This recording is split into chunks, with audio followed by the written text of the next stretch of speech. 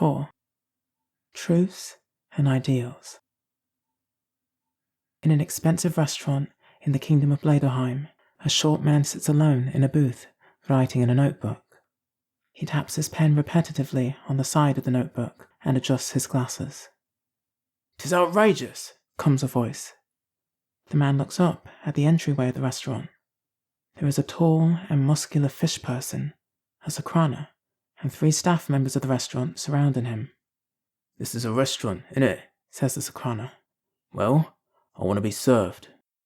"I do apologize, sir," says the staff member.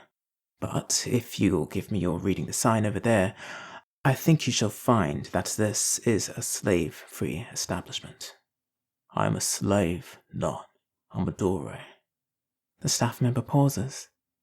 I understand there has been a bit of a rebranding with your kind. The sign was written some time ago. However, the fact remains that this establishment is equipped not to cater to your specific requirements. Really? And what specific requirements are those then? The staff member hesitates. "Sir, it is our intention not to embarrass you. Do you think not that you would be more comfortable at another establishment, mayhap one in the Futsu area? Because I could afford this place, not could I? As I said, we wish not to embarrass you. Then how about you give me or letting me worry about what I can and cannot afford?"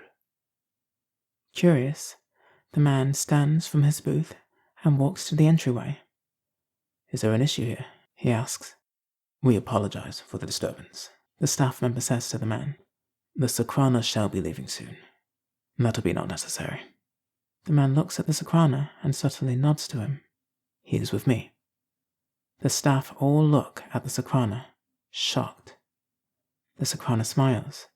"Looks like I've got friends in high places. Shitsure." The soprano follows the man back to his booth, and they sit across from each other. "Cheers, mate," the soprano says. "You're quite welcome, my friend. My name's Martin. Yoroshiku." "Yoroshiku," says the soprano, bowing his head. "I'm Darren." "Well, Darren." Martin hands him the menu at the side of the table. "Help yourself. 'Tis on me." Darren takes the menu. "I need not your charity, despite what you lot think. I can't afford this place." "'Tis charity not, my friend. But if you are that offended, feel free to give me your pain for me as well." Martin grins at him before going back to his notebook. "What are you writing?" Darren asks. "A speech," Martin says, tapping his pen to the notebook. "Oh, wordsmith are you? What's the speech for?" "A future protest." Darren looks at him suspiciously. "I see. You're a sympathizer to the plight of the Dore." "You say that as though it's a bad thing." "I'm just wary of your sincerity." "I can assure you I am very sincere." Darren compares the colour of their skin, his blue, to Martin's olive. "When it comes to your kind, I'm always wary." "Well, I sense some irony there, my friend." Darren rolls his eyes. "If you give me a call on the waiter, are you unable?" Martin looks at the soprano, the same man who wouldn't be sitting in this restaurant if not for him. He corrects. "Of course." He raises his hand and ushers a waiter over to them. "What can I give you my getting you, sir?" The waiter bows to Martin. He does not acknowledge Darren. "I shall have the fried shrew platter and the water to drink, and for my friend here..." Martin looks to Darren. "I'll have a seaweed garnished steak, medium well, and a glass of Chiaka wine, please." The waiter looks at Martin. "I'm sorry, did you hear him not?" Martin says to him. The waiter bows. "Hi, Kashiko.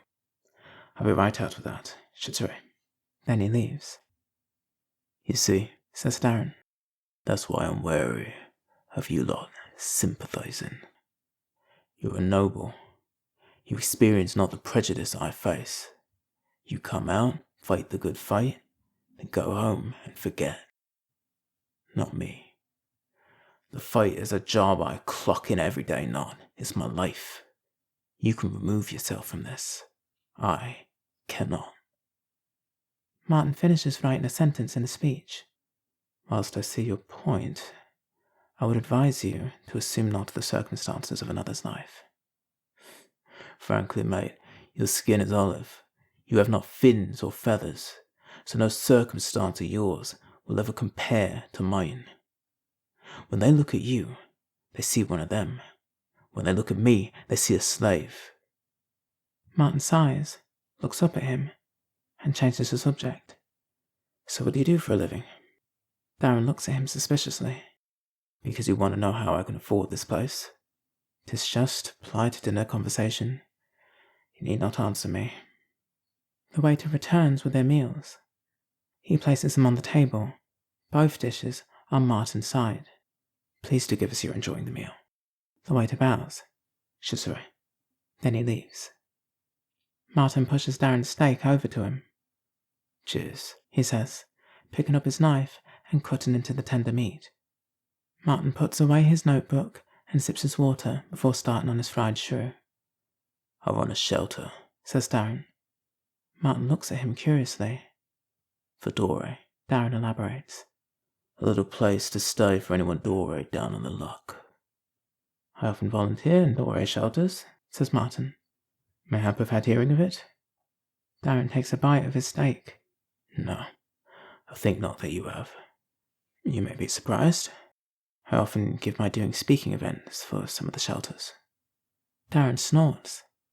Is something funny? Speaking. Is that what you do, sympathizer? Speak. Aye, speeches, negotiation, and the like. But no action. I give my volunteering to many establishments. Shelters, food banks, house building, relocation.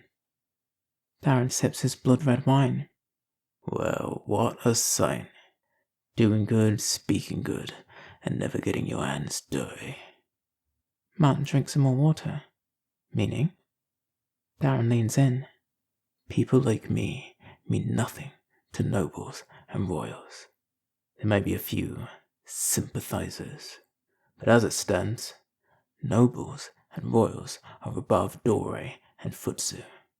Why would any of you lot want to change the status quo when you're the ones on top? Because it is unjust to treat a person poorly based on their class. Darren leans back and laughs. You sound like the king. We think that our differences beget our plight. These are false notions. We are no better or worse than each other. He mocks one of the king's speeches from years ago. Absolute bollocks. King Riki-sama's a good man who cares about all people.